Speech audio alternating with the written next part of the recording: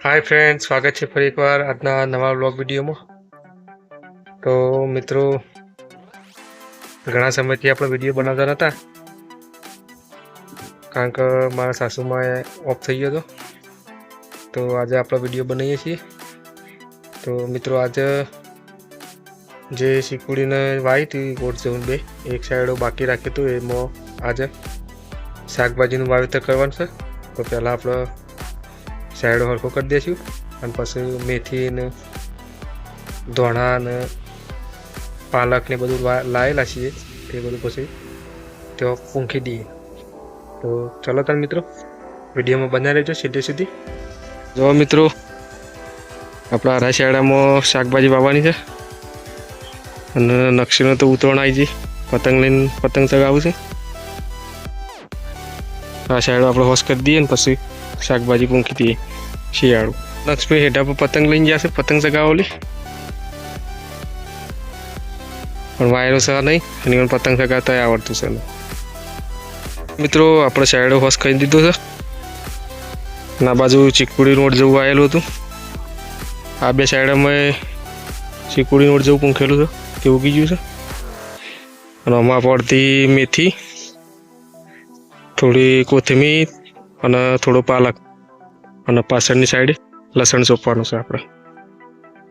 તો જુઓ મિત્રો આ લાયા છીએ આપણે બિયારણ, આ છે ધોણા,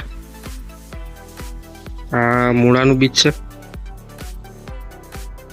આ પાલક છે અને આ ગાજર અને આ થેલીમાં મેથી લાયા છીએ।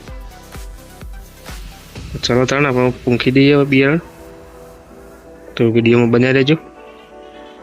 ધોણા આખા છે એટલે પહેલાં આપણે એને બે ફાડો કરી દઈએ કૂટીને ખોયણીયામાં, ખોયણીયાની પાળાની મદદથી। જોઈ લો મિત્રો થોડી કઢાઈથી ગોળ કરી દઈએ તો મને બધી વસ્તુ એટલે પાલક ધોણા અને આ બાજુ મૂકીએ અને પાછળ થોડું લસણ મૂકી દઈએ, શાકભાજી ઓછી થઈ જાય, શાકભાજી ખાવા થાય છે। સાઈડો છેડાય તો પણ થોડા રેડી રેડી ફિટ કરી દીધું, જમીન ખુલ્લી કરી દઈએ ને।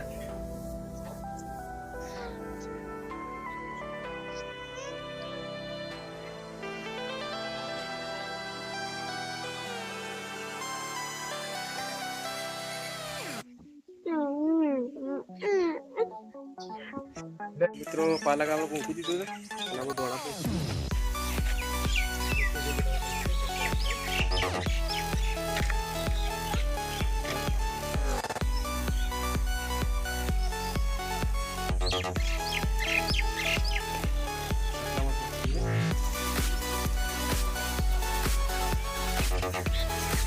તો મેથી મૂકી દઈએ એટલા।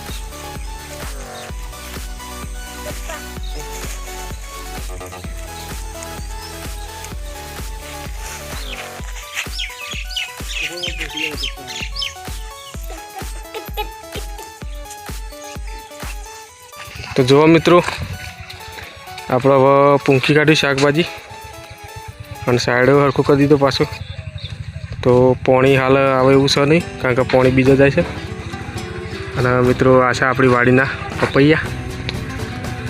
પપૈયા ખાસા બધા આવી ગયા છે અને એક બે પપૈયો પાકી ગયો, ઘણો પાકી દીધો, પાકેલો ઘણો ખાતો હોય, બીજું પણ પપૈયું પાકી ગયું છે। દેશીનો ઓર્ગેનિક છે પપૈયું આપણે, પપૈયું ખાવામાં ઘણું ગળ્યા મધ જેવું છે।